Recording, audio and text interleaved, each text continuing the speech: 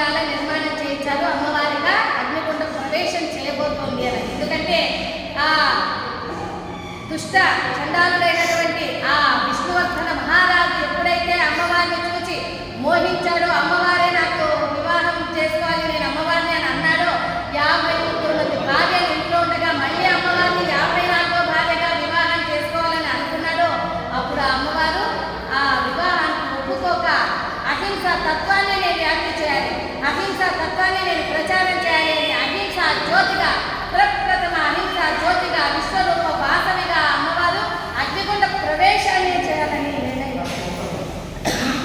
అందుకనే ఈ మాఘశుద్ధ విజయ రోజున అమ్మవారు అగ్నిగుండ ప్రవేశం చేయడానికి ముందుగా ఇక అన్ని ధర్మోపదేశాలన్నీ చెప్తుండగా ఒకవైపున బాలురంతా వచ్చారు. ఓ అమ్మ, ఓ వాసవి, ఎవరింట్లో అయినా కూడా ఈ పిల్లలు ఉంటారు, పెద్దవాళ్ళు వెళ్ళిపోతుంటారు. అయితే ఇప్పుడు పెద్దవాళ్ళంతా కూడా మా కళ్ళ ముందే వాళ్ళు వెళ్ళిపోతుంటే మీతో పాటు అగ్నిగుండ ప్రవేశం చేసేస్తే మేము ఎలాగమ్మా జీవించాలి, మేము ఎలాగమ్మా ఆనందపడాలి, మేము రాజకీయం చూసుకోవాలా, వ్యవసాయం చూసుకోవాలా, వ్యాపారం చూసుకోవాలా, ఈ సంసారం సాగరం లాంటి సంసారాన్ని చూసుకోవాలా అని అంతా కూడా అమ్మవారు బోధించినప్పుడు అమ్మవారు కూడా ఎన్నో విశేషాలు వాళ్ళకి తెలియజేసింది. ఆ బాలురందరూ కూడా అమ్మగారితో పాటు అమ్మ మేము కూడా ఆర్య వైశ్య దేవాలయానికి వైశ్యులతో పాటు మేము కూడా సేవ చేస్తామని ముందుకు వచ్చారు. ఆ గౌరవ బాలికలు కూడా అమ్మ మేము కూడా మీతో పాటు అగ్నిగుండ ప్రవేశం చేస్తాం, మేము కూడా వివాహం చేసుకోకుండా ఉంటాం, మేము కూడా సేవ చేస్తామని ముందుకు వచ్చారు. అప్పుడు అమ్మవారు లేదు లేదు, మీరందరూ కూడా వివాహాలు చేసుకోవాలి, మీరు అగ్నిగుండ ప్రవేశం చేయడానికి వీల్లేదు, మీరంతా కూడా మీ వంశోద్ధారకులతో పాటు పుత్ర పౌత్రులతో సంతోషంగా ఉండాలని అమ్మవారు అందరికీ కూడా బోధించడంతో పాటు మీ తల్లిదండ్రులు కూడా ఎప్పుడైతే మీరు ఎందుకని బాధపడుతున్నారో, అగ్నిగుండ ప్రవేశం చేస్తున్నారని మీ తల్లిదండ్రులు కూడా ఇది అగ్నిగుండ ప్రవేశం తర్వాత ఇది చితాభస్మము కాదు, పుణ్యభస్మము కనుక అగ్నిగుండ ప్రవేశం చేసిన రోజుకి తర్వాత మీరందరూ కూడా ఆ పుణ్యభస్మాన్ని తీసుకొని వెళ్ళి మీరు ఏ కాశీ గంగలోనూ మీరు నిమజ్జనం చేయాలి, కానీ చితాభస్మము అని అనుకోకండి అని అమ్మవారు మనకు బోధించారు. అప్పుడు ఇక అగ్నిగుండ ప్రవేశం చేయాలి అని అమ్మవారు అనుకుంటూ ఉండగా అప్పుడు ఇద్దరు స్నేహితులు వచ్చారండి అమ్మవారి దగ్గర. అమ్మ వాసవి, మేము చిన్నప్పటి నుంచి మీతో కలిసే కదా తిన్నాం, మీతో కలిసే కదా ఆడుకున్నాం, మీతో కలిసే కదా పడుకున్నాం, మీతో కలిసే కదమ్మా చదువుకున్నాము. ఈ రోజున మీరు అగ్నిగుండ ప్రవేశం చేసేస్తే ఇక మేము ఎలాగమ్మా ఉండాలి, మేము ఎలా జీవించాలి, బంధువుల కంటే కూడా స్నేహితులే విన్నారని మాకు తెలియజేశావు కదా. ఎందుకంటే అక్క, అన్న, తమ్ముడు, వదిన, మధ్య, అత్త, మామ ఇవన్నీ కూడా మనకి చుట్టాలు, బంధువులు. అంటే దైవం ప్రేరణ చేత బంధుత్వం కలిగారు. కానీ స్నేహితులు అనేది అమ్మా నా వయసు అంటే నీ వయసు స్నేహితుగా ఉంది. ప్రవచనాల తర్వాత ఆయన మాట్లాడుతున్నాం, రౌండ్ టేబుల్ మీటింగ్ చేస్తారు, సరేనా? అందరూ కూడా జాగ్రత్తగా వినండి. ఎందుకంటే ఇలాంటి విషయాలన్నీ మీకు ఏ టీవీలోనూ సీరియల్స్లోనూ రావు. ఏ సీరియల్లోనూ చూపి అత్త ఏ విధంగా ఉంటుందో కోడలు అంతకంటే విధంగా ఉంటుంది. కోడల కంటే అత్త పోటీ పడుతూ విధంగా చూపిస్తారే కానీ ఏ విషయాలు మంచి విషయాలు మనం చెప్పేవాళ్ళు ఉన్నారా ఏ సీరియల్లో అయినా? మరి మనం వినాలి, ముఖ్యంగానే మనము మంచి విషయాలు శ్రద్ధగా ప్రవచనాలను ఆలకించాలి. జై బలో ఆ విధంగా ఎక్కడున్నామమ్మా స్నేహితులు బాగా వింటున్నారు, మొత్తం ఇక్కడే ఉన్నారు. మనసు ఎక్కడో వెళ్ళిపోలేదు, అందరికి చాలా మంచి భక్తులు దొరికారు. ఈ స్నేహితులిద్దరు వచ్చి అమ్మ వాసవి అంటూ స్నేహితుల గురించి ఇంత చెప్పావు కదమ్మా, ఇప్పుడు మేము ఎలా ఉండాలి తల్లి అని అమ్మవారిని అడగా వాళ్ళు అంటున్నారు, అమ్మ మేము కూడా నీతో పాటు అగ్నిగుండ ప్రవేశం చేస్తాం, నీవు లేకుండా మేము ఏ రోజైనా స్కూల్లో విద్యాభ్యాసం చేస్తామా, నీవు లేకుండా మేము ఏ రోజైనా చేతి ముద్దలు వేయించుకొని తిన్నామా, కనుక మేము కూడా చేస్తామంటే అమ్మవారు అంటున్నారు లేదు, మీరు అగ్నిగుండ ప్రవేశం చేయడానికి వీల్లేదు. ఎప్పుడైతే నేను అగ్నిగుండ ప్రవేశం చేస్తానో అగ్నిగుండ ప్రవేశం చేసిన దగ్గర నిలువెత్తు బంగారు విగ్రహంగా ఎప్పుడైతే నేను ఉంటానో ఆ గర్భాలయానికి ముందు మీరు ద్వారపాలక దేవతలుగా ఉండండి అని ఆ అమ్మవారు ఆ స్నేహితురాలకి సెలవిచ్చారు. అంటే సెలవిచ్చారంటే వెళ్ళిపోయారని కాదు, సెలవు అంటే వెళ్ళిపోవడం ఒక ఉపన్యాసం అయిపోయిందని దయచేసి ఎవరు లేకండి, అంటే బోధించారు అని అంటారు. ఆ విధంగా అమ్మవారి ద్వారపాలక దేవతలుగా సరళ సాగి, కుడివైపునేమో సరళ, ఎడమ వైపునేమో అమ్మవారికి సాగి. అందుకే దేవాలయ నిర్మాణ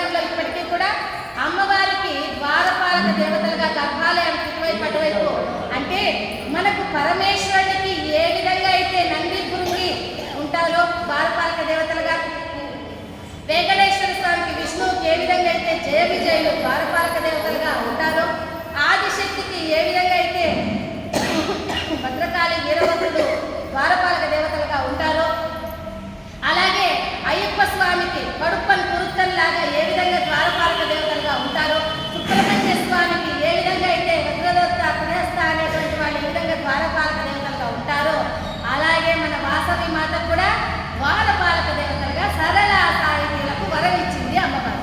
అందుకని ఈనాటికి వాళ్ళు అమ్మవారికి గర్భాలయానికి ద్వారపాలక దేవతలుగా ఉంటూ వచ్చేంటి నీలాంటి వాళ్ళు వేల వేల మంది భక్తులంతా అమ్మవారి దేవాలయానికి జై వాసవాంబ అంటూ వచ్చినప్పుడు వారిలో ఉన్నటువంటి బాధలను, వారిలో ఉన్నటువంటి చింతలను మొట్టమొదట వారు తొలగించి ఆహా దేవాలయంలోకి రాగానే మనశ్శాంతిగా సంతోషంగా ఉండేలాగా చేస్తారు ఆ ద్వారపాలక దేవతలు. సరళ సాధితం. ఏం పేరమ్మా? ఇలా నేను ఏం పేరమ్మా ఇలాగ రెండోసారి అడిగానంటే అది ఇంపార్టెంట్ అని గుర్తుపెట్టుకోండి. అలాగా అంతేకాకుండా అమ్మవారికి అగ్నిగుండ ప్రవేశం చేస్తుంది అని అనుకునే ముందు మనకు ఎక్కడి నుంచో వచ్చి అమ్మవారి భుజం పైన ఒక పంచవన్నెల రామచిలుక వచ్చి వాలింది. పంచవన్నెలు అంటే